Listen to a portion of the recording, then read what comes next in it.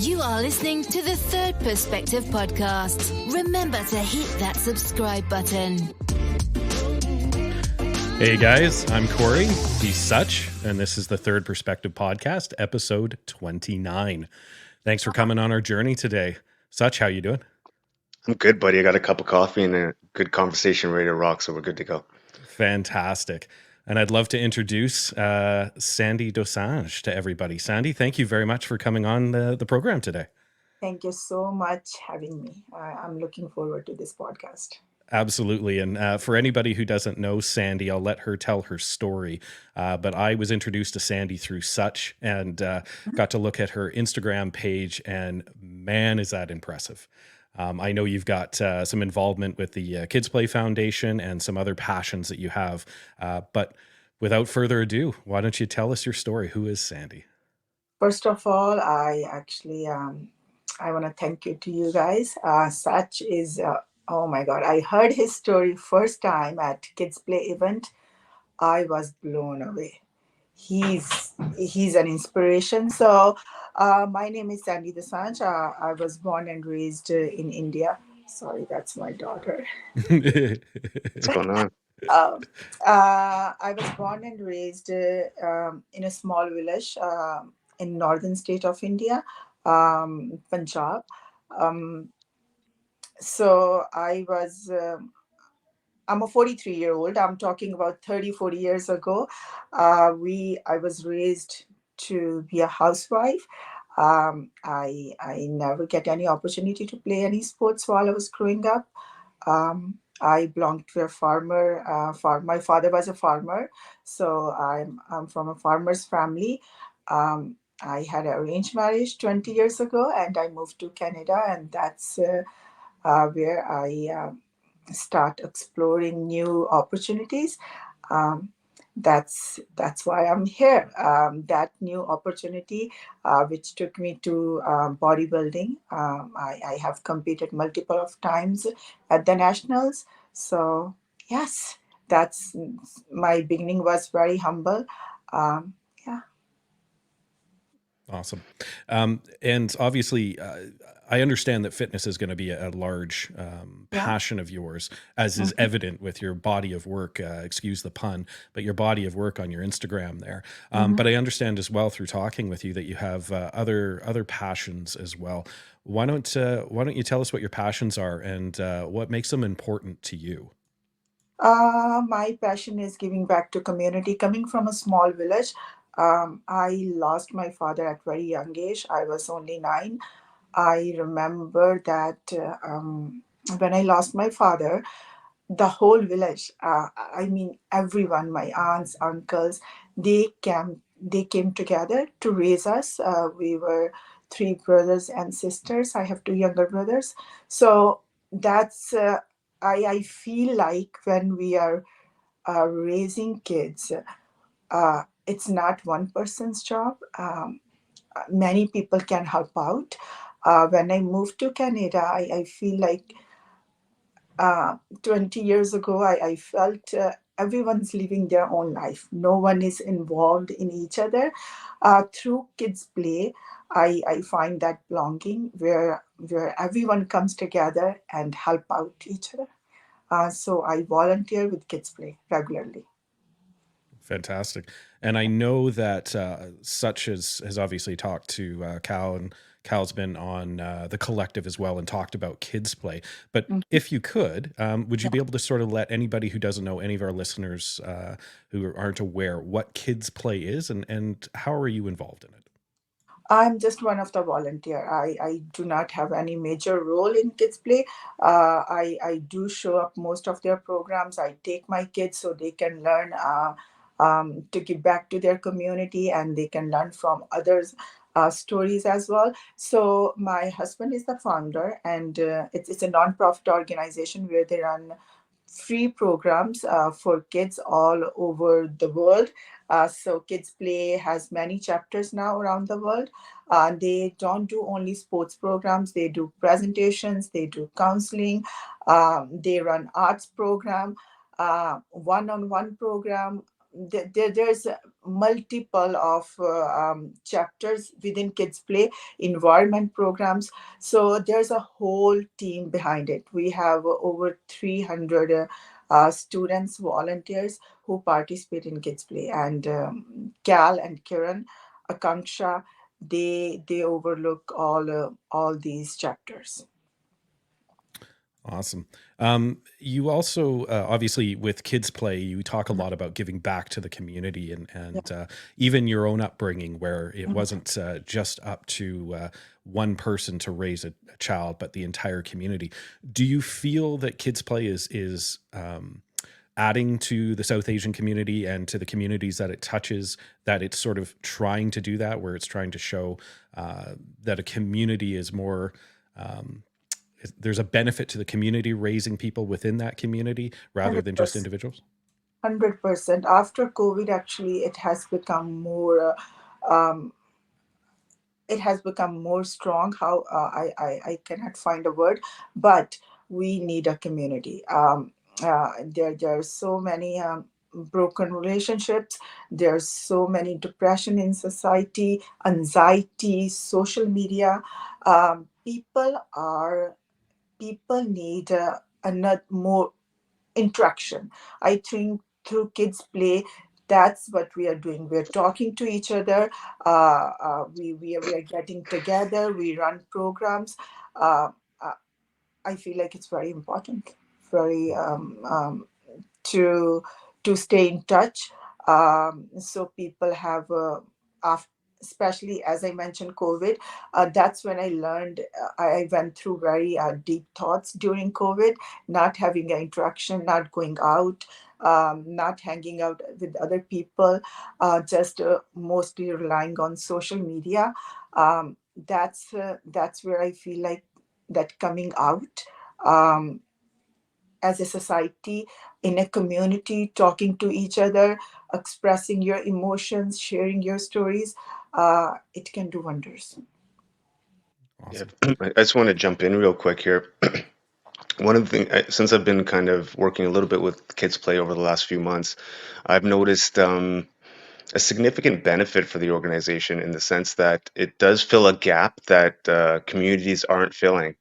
And especially the South Asian community, there's a lot of gaps within the community that Kids Play is filling. So, i.e., talking about mental health, talking about sports, talking about community involvement, talking about art, like all these different things that are perhaps lacking in the South Asian community and really the community at large.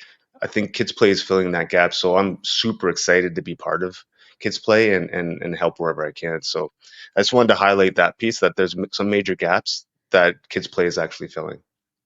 Yes, absolutely.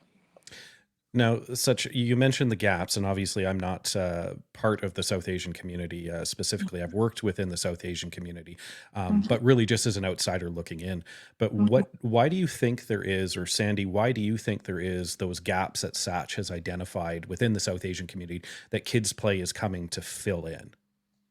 And there, I still, coming from a small village and knowing so many people have moved from back home.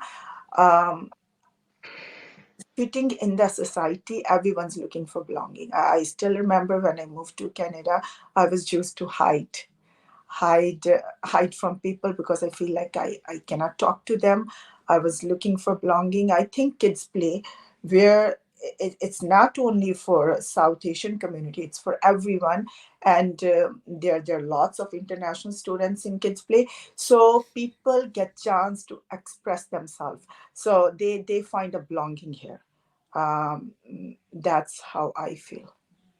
Yeah, and if you look at and Sandy's right, it's not just for the South Asian community, but if you look at the community as a whole within Canada, there's a lot of programs that aren't funded from the government perspective, i.e., sports, arts, like all these different types of things that aren't really being funded by the government. So it requires an external or a third party entity to be able to fill those gaps. And I think Kids Play is doing a phenomenal job of that. Bringing people in to some of these children and kids to help inspire them, or at least show them another way from away from gangs, violence, and these types of things.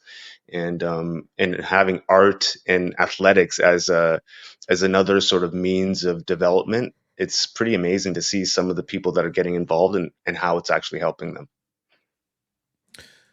Now, with the government funding side of things, I Mhm. understand obviously there's a pot that all the money comes out of with the government, and some people argue that some of that money isn't going where it should. But Mhm. Sandy, have you found with Kids Play that there's been a reluctance to get money, or are you guys attempting to try to get funding from the government for that foundation? I think the team is working on that. They're attempting, if they can tap into that funding, that will be awesome. So they can run program at a large where we are limited now. Sometime even I go to our arts therapy program, which we run every Saturday. Because of the lack of space, we have to decline so many kids who wants to come out on Saturday instead of sitting on their phones. They wants to do some activities, but unfortunately, uh, because of the lack of funding, we are unable to hold so many kids. It's a very limited space.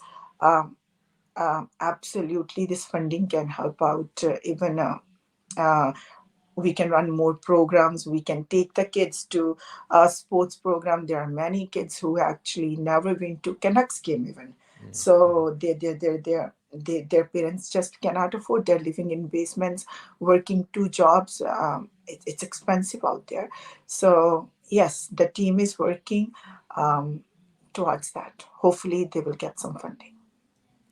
Now, if somebody, one of our listeners, is knows somebody or is in a position to help out Kids Play, what are you looking for the most? Obviously, funding, but is there Mhm. other ways that they can help you out? And if they can, how do they do that? How do they get a hold of you, or how do they provide that funding or support? Of course, they can give their time. They can share their knowledge with kids. They can come out and take the kids out.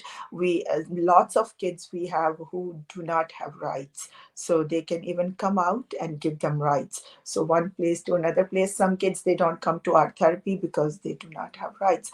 Our volunteers, they do pick them up, drop them off after art therapy. But also they have school, they have their own priorities. So it's not only about funding. They can help out in any way. They can organize programs. They can run programs, and also they can contact to Cal Desanjh directly. His phone number is 604-619-1064, or they can go to kidsplayfoundation.com. There's email, or they can send a message. There's a Instagram page, Kids Play Foundation. They can follow. There are many ways to contact them. I know you're obviously on a not necessarily a similar path, but you certainly have crossovers between trying to connect with the community in what you're doing and raising awareness for things. In your journey here, have you found similar things to what Sandy's found, where there is that lack of support or that lack of acknowledgement that the benefits that things like Kids Play Foundation would give to communities that they're involved in? Yeah, I think it's partially like a lack of knowledge and understanding. Mhm. When you're a new immigrant coming to the country, let's say for example, your priorities are somewhat different than the average Canadian when Mhm. they're already here, right? So the priority is, okay, put food on the table and have a roof over your head. And some things fall through the gaps, right? And so I think it's a bit of an education for people and explaining the benefits of actually having physical activity, volunteering, community service, all these things. And so I think it's just trying to find the right way to communicate that to people so that it resonates. And I don't think people are against things. They're just maybe not aware of the benefits of them. So I think part of our jobs is to explain those benefits and talk about how it does help people. For me, for example, I mean, I was going through a really, really, really tough time 4 years ago mentally. And part of the things that helped me was physical activity Hmm. and connection with community. Those two things significantly helped me. And if it helped me, I'm no different than anyone else. It'll help anybody. So if we can try to find ways to get people more active and then also engaging in the community, and not just one community, but the collective altogether, Canada as a whole, I think we'll see some significant shifts and the needle get pushed. And I think right now is a really amazing time for it because, like Sandy was mentioning, the pandemic. I think a lot of people were struggling during the pandemic, and a lot of people were trying to do things. And you can kind of see those people now, how they've progressed through the pandemic, and how they're trying to move forward now to help their community. So I think, um, it's an awesome time to be able to share a lot of this information. So I'm stoked. And just not specific to kids play, but obviously helping out our communities Mhm. beyond looking for the foundations and the things that are actively doing it. Sandy, in your experience, whether or not with the South Asian community or the other communities that you've dealt Yeah. with, how are you finding engagement outside of the foundations? Obviously, we've said how beneficial they are, but how are you finding engagement? How are you participating in doing that? Actually, I do attend lots of other programs as well, not only Kids Play Foundation. Uh, Personally, I always get inspired by anyone who gives back to their community or doing a positive role to give back to community. But um, attending seminars about fitness, as Sach mentioned, I feel like even even going to different events, it's if it's not even in your community, you can go to different communities, you can learn different cultures. At the end of the day, I think we all are same. I met so many people, so many cultures. Everyone goes through the same things. We need belonging, we want love, we want to share our stories. um, um, so it's, I think everyone needs to come out, uh, give back to their community. uh, not a big way, even a small way, go volunteer. It will make them feel good, not only inside but also it can change someone's life. Just sharing a small story, they might be struggling or going through the same thing they went through a long time ago. So any way, whatever they can do. Mm. Now, with your own journey, as you said, Mhm. coming to Canada quite a few years ago now, Yeah. did you find that there was things that were available to you when you came? Kind of like what Sach was saying, where he said that's not necessarily the priority. It's trying to survive. It's trying to figure out a new place. Mhm. Were there those places for you, or did you have to create those places I for was yourself? Actually, I was lucky enough. I came after marriage, so I had a home. My husband had a good job. He was working as a police officer when I moved here. So he provided me shelter, food, all those amenities. And I do understand Satch's point because I talked to so many international students how hard it is for them. Not only working plus going to school and finding those shelters, those basic necessities.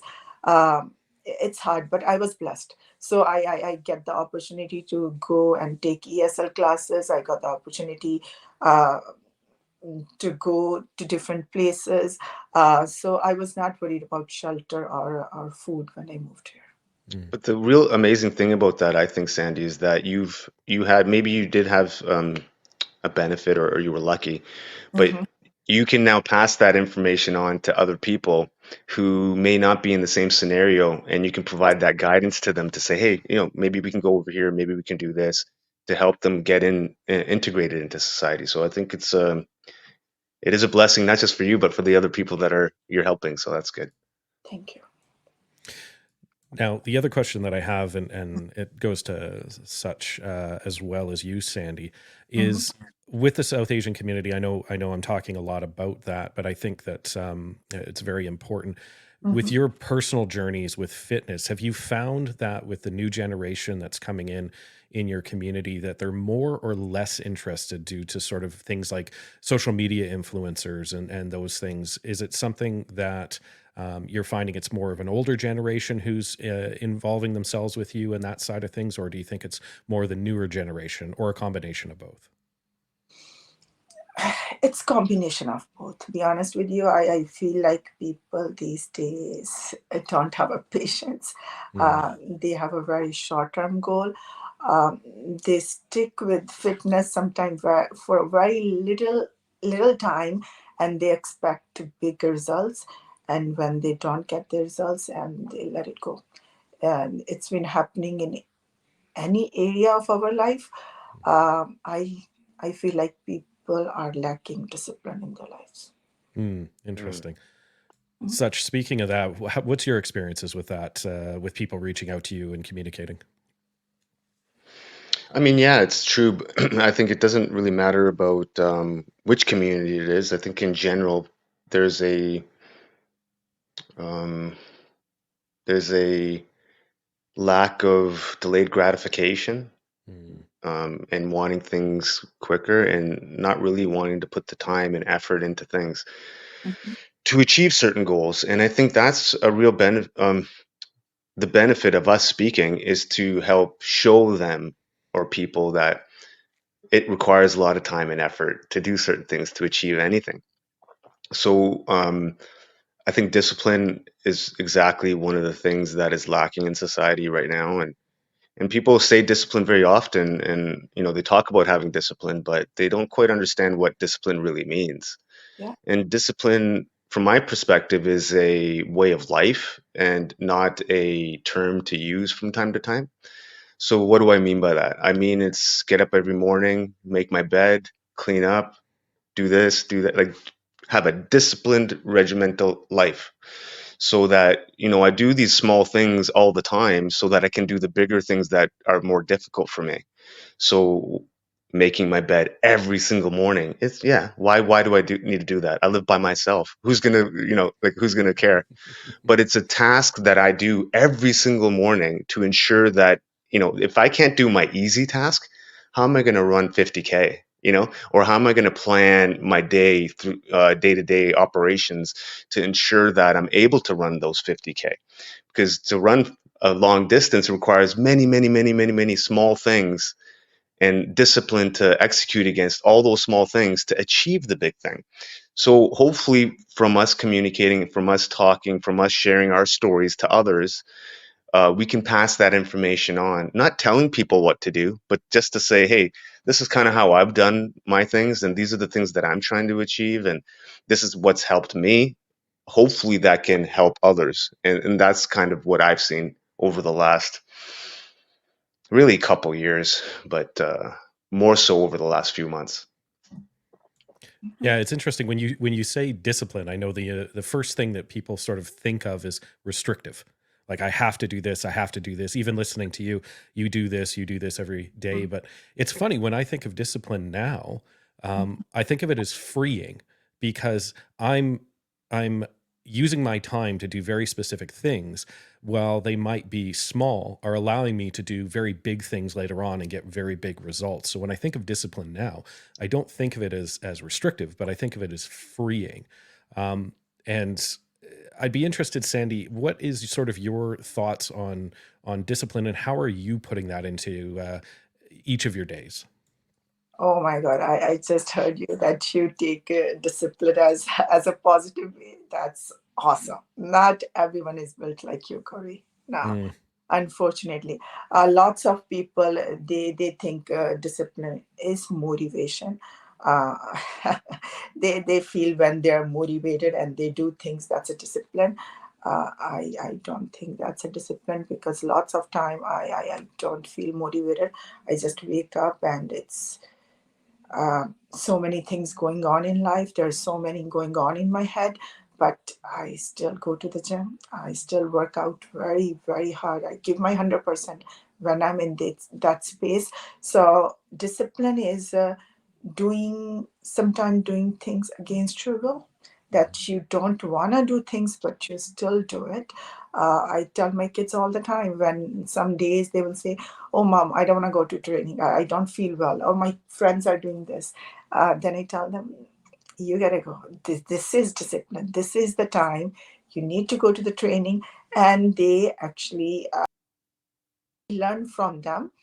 They feel happy after that training. They will say, "I'm glad that we went. It was a great training." So sometimes doing things against our will is also a discipline. Sometimes we have to miss parties or going out, or things we feel that it's everyone's doing it. Um, we have to focus on us, on our family, doing more hard things where you go to gym or you're eating healthy. That's discipline. Mhm. Yeah, it's interesting. And I know Such has talked about this, and I'll touch Mhm. base with him here in a second. But discipline and motivation, in my mind, are two entirely different things. Yeah. Motivation is fleeting. Motivation can come and go, whereas Mhm. discipline is the foundation on how you accomplish things. Discipline is there when motivation fails. It's Yes. the thing that keeps you going. And I know Such has talked about this specifically, so I'll let him sort of touch base on that. But when you're talking about that, I 100% agree on that. Yeah. I mean, I've said it before, inspiration or motivation or whatever Asian, those are feelings. And feelings last 30 seconds and they're gone. So Yeah. how are you able to sustain a pattern of behavior or over a period of time when that emotion is fleeting? It's based upon actionable items, right? So that's discipline. So for example, one of our friends, Sandy, Dr. Randeep Gill, Yeah. he's a very disciplined person. Why would I say that? Well, to become a doctor, you got to study many, many hours. Yeah. And I'm pretty sure 99% of the people out there hate studying. They don't feel motivated to study. They don't feel excited to study, Yeah. right? Mm. Yeah. They do it because it's a necessary thing to achieve a goal, Mhm. right? And in order to achieve that goal and then to help others and then also help yourself, you have to have that discipline in place. So, and you can apply that to anything. Let's say someone in the South Asian community, let's say if you're a religious person, well, it requires discipline to get up at 4:30 in the morning to pray every single day. No one loves doing that Yeah. initially. Initially, no one loves doing that. But what you'll notice over a period of time of executing against disciplined tasks, you'll see how you come out of it, let's say a year later. And then you can reflect over a year, and then you get those dopamine hits that you may have missed because you've achieved something after that year. So now you created a new pattern of behavior where you can say, "Oh, I don't mind doing this thing because I know what the outcome will be," because you've created that outcome. The difficulty for most people is starting something new because they don't know what the outcome will be. Yes. But if you continue on that path, if you Mhm. continue with a disciplined behavior towards what you want to achieve, I promise you, you'll be happy at the end of it. Definitely. Now, here's a question for you. Is discipline taught or is it inherent within the person? Sandy, I'd love to know what you think here first. Wow. Um, I think it can be taught. It can be taught. I do that with my kids day in, day out. And now I notice that when my kids come to me, I tell them, "Oh, you take a day off. You're not going to go and train today. No, no, no, no. I'm too busy." They will fight with me. They're like, "You are the one who forced us to do this. We are not going to take a day off. You take us to the gym." So I think it can be taught. Hmm. Such. And Oh, inherent, sorry. I don't think so. When I see at my siblings, no, no. Not saying anything bad about your siblings, but Such, what are your thoughts? Going to be taught or is it inherent? I think it's taught. I think there are characteristics or aptitudes that may be inherent, but Hmm. they have to be mined and cultivated to be able to do or to practice discipline. So I can speak for myself. Man, I used to do all kinds of silly, stupid things. Hmm. I used to party, I used to drink, I used to do this, that, and the other, all kinds of things. And but I was disciplined in maybe a couple areas. Mhm. But for the most part, I was a hot mess. Mm-hmm. And you can cultivate discipline. You can create discipline. You can create it over a period of time. It takes time. Like to get to the discipline where I'm at now, it's taken me some time to get here. But anybody can get here. Anybody can learn discipline if they can see the value behind it and if they have a purpose behind that discipline. Now, if you're just saying, okay, I have discipline and there's no real reason for it, well, I mean, then it's hard to be to have discipline because there's no the person at some point was is going to need that dopamine hit, right? So now for me, my purpose is serve the community the best of my abilities and with the skill sets that I have, and that allows me over a period of time to have created discipline to where if I decide I'm going to do something, it's happening. Even if it hasn't happened yet, it will happen. It's already happened in the future. In my mind, a lot of things have already been so I'll give you an explanation from my perspective, at least where you can get to when it comes to discipline and the way you think about it. I can think of something now and already know that what the outcome will be. I just have to go through the motions to make it happen. That's it. So what does that mean, man? Okay, I can say I'm going to run 100 kilometers in 2 weeks. I know it's going to happen. The outcome is already certain because I'll know that I can continue doing the tasks necessary day after day after day after day to make that happen. So anything's achievable. Anything that your imagination can think of is pretty much achievable if you're willing to put in the effort, time, and work to make it happen. Yes. Yeah, and obviously, something that came up to my head was when you're trying to be disciplined, when you described yourself as a hot mess there, such, but surrounding yourself with the right community, the right people who are going to support that. And I'm not talking about being a zealot and being crazy about whatever it is that you're passionate about, but surrounding yourself with the people that are going to improve you on your journey rather than the people that are constantly going to try to tear you down because it looks like you're trying to do better than them. And it's not just following people or having people around you that are, just saying yes to you all the time, but it's somebody who's going to support you in your journey so that when the tough time comes and you have to show discipline, they're there for you and they're supporting you. Sandy, how are you doing that for the people around you? It starts from me. I know I go through hard times. Things happen in life. Sometimes we lose somebody in the family, or other things happen. Even on bullying on social media, lots of things happen. But sticking with my plan, I tell all the time to my kids when they're not motivated. I'm like, you know, I I know I'm going through hard time, but I'm gonna still go and work out because this is my commitment to me. I just I'm trying to empower my kids.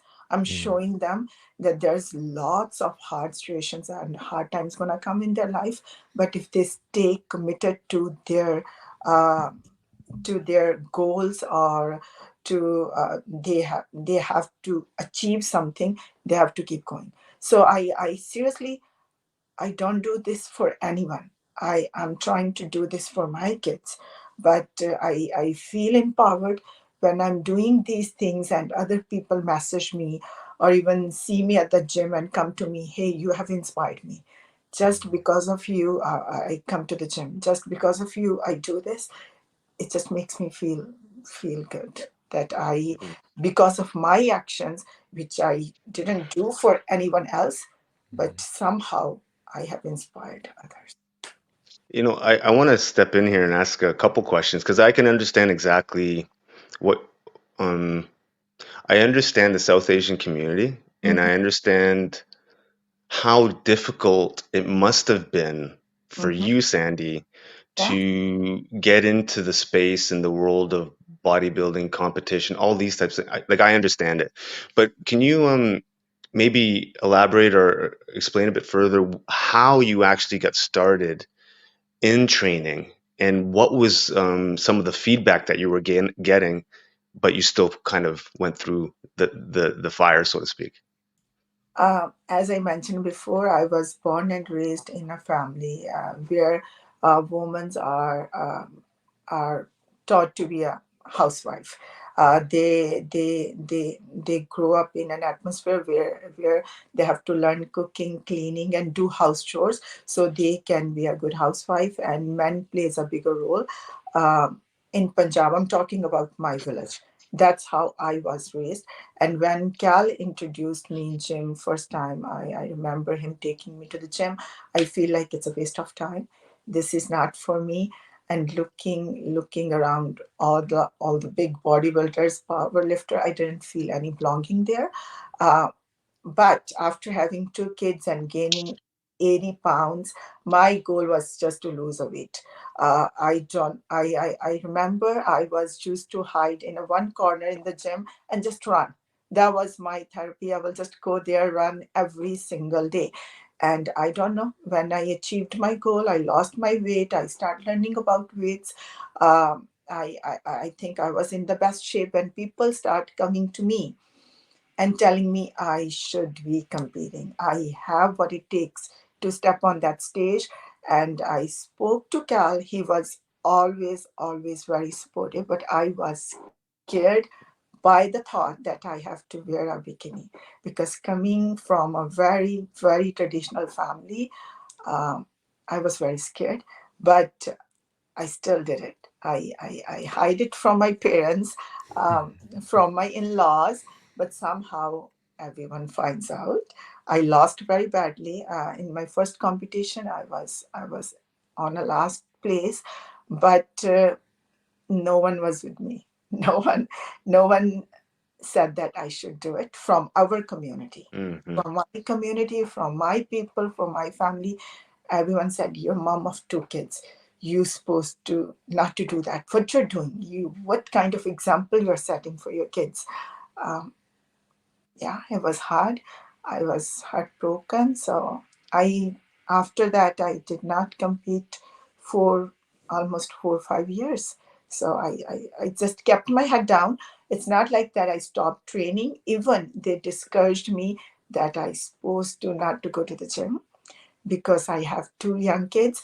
So I remember I start waking up at 4 a.m. When my kids were sleeping. I didn't have a car. I will run to the gym, work out, come home, and do the basic work. Yeah. Mm. And what was did you, because I can imagine what it would be like all that kind of negative, pointing fingers, saying mean things. How did you overcome that? Like, how did you continue still training, still going through the process despite everybody else talking noise? Um, I I seriously I don't know. This was just commitment to me. I feel better when I go to Mm, bed. I felt happy. I seriously I felt belonging there. I felt my belonging in the gym. I used to get lost in workouts for hours and hours and hours. When I see the time, I'm like, oh my God, it's already 3 hours. I gotta go home. But when I started noticing my community over time, what they do, what they say, it's not the same. mm, They say other things and they do something else. It just bothered me. I'm like, this is not true living. They're not right. So I think that's where I took the step, and I went to the stage and I competed again, and I placed in top three, and that was the happiest moment for me. that's awesome. Now, Sandy, are you still Mhm. finding that there's still some challenges that you're running into, or do you think that your success and sort of your exposure has limited those? I'd be interested to know. There's different kind of challenges now. If it's not towards fitness, because people have tried, they know that I'm not going to stop now. Hmm. I'm way beyond that. But then they found something else. For example, kids play.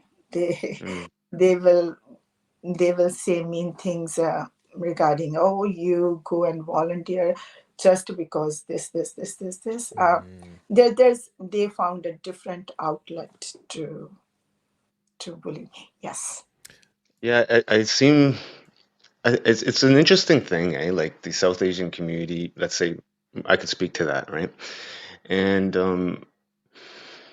there's a level of bullying, man, like in the South Asian community it really doesn't make any sense, especially when you're trying to do positive things and if it were someone else from a different community doing these things, they'd be all happy about it. But for some reason, they want to bring others down until they've gotten to the highest level. And then they're like, oh, yeah, we supported these people. We love them forever. So it's a very interesting sort of relationship that the South Asian community has with people that are within that community that are trying to do positive things. I'm still relatively new to that kind of stuff, but I can relate to what you're talking about, Sandy. And do you think that that's specific to the success that you're having, or do you think that it's specific to um, I'm not doing so well, nobody should do well? I mean, I'd be interested from either of you. It can be a both. It can be a both. I think some people they're they have everything, but they are still not ready to go out and give back to their community. That might make them feel bad somehow. And I encourage everyone. I'm like, just come out, help out. It's not always about money as well, but also, yeah, it could be the name as well. When I go out, people give me so much love. I am very, very blessed that way. It could be that. Yes, I don't know what it is, because when I see someone doing good, I give them tons of compliment, and I'm so happy for them that at least someone is doing good. We need more good people in our society, because I have two young kids. I want them have a good community. Um, I sometimes I can't figure out their mind, why they are so negative about giving back or doing things for themselves. What's stopping them? I am Mhm. still I'm still trying to learn that. Yeah, I'm not even trying to learn it anymore, to be honest. I think for me, I'm not trying to understand it. I'm probably getting closer to pushing back at it. And maybe so I was on a different podcast not too long ago, and it was a South Asian one, and I Hmm. was chatting about the South Asian community, because I guess we're talking about that now, but let's say the Sikh community. Yeah. And in the Sikh community, which I'm part of, seva or selfless service is a fundamental tenet, right? And how many people within the Sikh community actually practice what they're supposed to be practicing? I'd say a small number of them, right? And if you were to confront someone who says that they're a certain type of person Hmm. and ask them how are they properly serving their community, 9 times out of 10, they're doing absolutely nothing. So for me, I don't give two craps about them, to be honest. They're talking things, they might have a turban, they might do this, that, and the other, but I don't have any hair, but I, have a level of selfless service or seva more than most, I would say, considering I don't make any money and I'm still doing what I'm doing. So, I think what I'll probably start doing is probably confronting it a lot more, because I think it's a bunch of BS, and someone needs to actually say to people, "Hey, man, you guys got to shake your head a bit, You're get your gonna head get out of bull- the sand." you're gonna get bullied such for that, taking that. Good, bring it, bring it. Because here's the reality. This is how I think. You can bully me all day, all you want. I don't care, because I'm still gonna do what I need to do, and the rising tide raises all ships. So when certain things are achieved, certain things happen, people will shut their mouth. They just will, because you'll become undeniable. People can't argue with the track record or the outcomes. So let people talk. When someone, let's say, for example, let's say I break the record in 2 more years. Let's say everyone across Canada knows about what's happening. All the communities know about it. I suspect at that point, every person from the South Asian community will change their tone, because the outcome speaks for itself. So that's my goal. I'll speak up. I'll chirp people. I don't care. And then Uh, uh, everybody will say they supported you from the beginning, of course.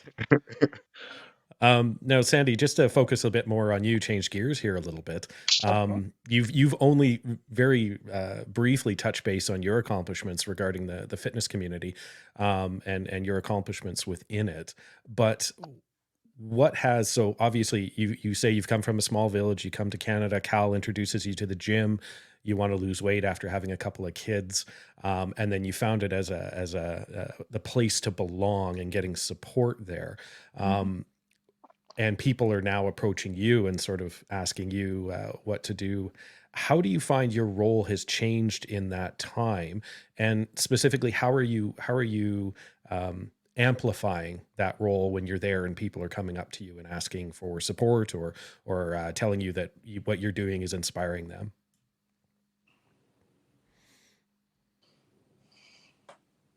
Hmm. Um, Corey, when I started my journey to lose weight, as I mentioned before, I wasn't doing for anyone. I just did it for myself. Mhm. I just wanted to lose weight along the way, and when I competed, I did give up because I couldn't. I was like everyone else. Mhm. When you give them a negativity, you're bringing someone down, and they did. Mhm. They Mhm. brought me down. Why? But fighting through those emotions, getting back up, competing. I think that's what uh, people know me as a that she didn't give up. Mhm. She fought back. She has failed many times, but she kept going, and that's what how they say. They're like, we give up. Uh, when someone said negative things, they hold on to that forever. Mhm. They That thought actually kept beating them in their head somehow. uh, those people who brought that negativity, it was not outsider, it was actually their own people. um, I think what I have created, I have changed lots of men's perspective as well, Mhm. where I told them if they support their wives, they can change so many things, not only in their house, but their kids can be a more successful. And also one more thing I think I have changed: when people come to me and ask for advice, I tell them, if you give up today, and then you go back home and you tell your kids not to give up, uh, Mm. that's that's that's not what you're doing. You should be you should preach what you're saying. So my main advice is, if you want your kids successful, you have to go through hardship. You have to face those adversities. That's the only way you can give your kids advice. Otherwise, they will listen to you when you say don't give up. But believe me, they're gonna give up because you gave up. So that's that's how I think I have changed so many women, that they have to keep the focus on themselves. They have to pursue their goals, to prove their kids that no matter where they come from, no matter that they didn't have this opportunity while growing up, but they still kept going. I think that's so powerful to hear for our listeners, that when, like I said, when I look at your Instagram page, I'm seeing highlights and things like that. I'm not seeing necessarily the failures, and you're not detailing those. But that's where the true strength comes in. It's not in the victories; it's in the challenges and the failures and overcoming those. And I think that's super powerful because your kids are watching, right? They're Yeah. they're they're watching what you're doing. They're watching what happens when you fail, which I think is just as important to see as what happens when you succeed. Because it's easy to succeed and keep succeeding, than it is to fail and keep failing, but keep showing discipline and keep doing that. Yes. So, what do you think is your next step moving forward, sort of within the community and within your fitness goal? What are you looking to accomplish now? This year I have a goal to compete again. Even last few months been hard. Mm-hmm. Life happens, but my discipline is there. I keep showing up every day. I keep giving my 100% every day, no matter what. And when I go and do that, I always tell my kids, hey, I'm not feeling well, but I'm going to go and I'm going to give my 100% just to make an example to them. But I've been still keep showing to kids play programs. Even I'm not a part of the kids play team. I just go and sport as much as I can. I volunteer. I teach my kids that they have to give back to their community. So I will be competing this year 2 national shows. I do Van Pro, which is a national show. It happens every year in Vancouver. So I've been competing from last 5 years, and I'm very fortunate that I'm always in top 3, not in masters, which is 35 plus, but I compete in open as well, which is 18 plus, and I always in top 3 in open as well. So I will be doing Van Pro, and as well as I'm thinking to compete in India. Hopefully that dream will come true. Which one, Sheru It's Classic? Yes, Sherry Yeah. Classic. Okay, Yes. cool. Awesome. When Thank you. Well, is the Van Pro? and you're gonna get your pro card this year or what? And that's the plan. Yeah. That's the plan. Nice. I'm working Nice. towards it, and hopefully that will happen. Yes. Awesome. Now, Awesome.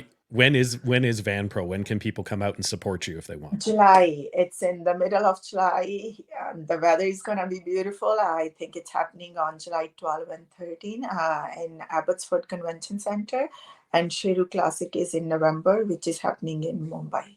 And how do people get in contact with you? I know you have an Instagram page, but is there any other way, or how do you prefer them to get in contact with you? They can email me at Sandy Dosanjh Van Victor Alpha November at gmail.com, or they can connect me through Instagram page, which is Sandy with double Y, and also they can even message me at 604-653-5051. Fantastic. Just some final thoughts here, Sandy. Absolutely loved having you on here. Such, I'll start with you. Have any final thoughts, any final questions for Sandy before we go? No, I'm just happy that you had the time to speak with us today, Sandy. I think it's really important that various different members of our community and society speak up and talk about some of their their journey, their path, their challenges, and still overcoming some of them. And I appreciate you and thank you for coming on. Considering me as I'm a candidate for your podcast, I feel blessed. Thank you so much. It means a lot. And it shows that my hard work is paying off. Thank you. It is. It is. And thank you, like I said, for coming on. Fantastic. I really hope the listeners get out of it as much as I did looking in. And I can't wait to follow your journey here and see all your successes as we move forward. But for that, and obviously, if any of our listeners would like to have Sandy back, please let us know. We will definitely get her back. And if there's something specific just coming up, because we've just gotten a chance to get to know you, Sandy, but if there's anything specific that they want us to dial down on and really to maybe ask you some questions from the audience would be fantastic. If you'd be up for that, that'd be great. Of course. All right. From all of us here at the Third Perspective Podcast, thanks for coming on our journey today. I'd love to have you back next week. See you guys. See you guys. You are listening to the Third Perspective Podcast. Remember to hit that subscribe button.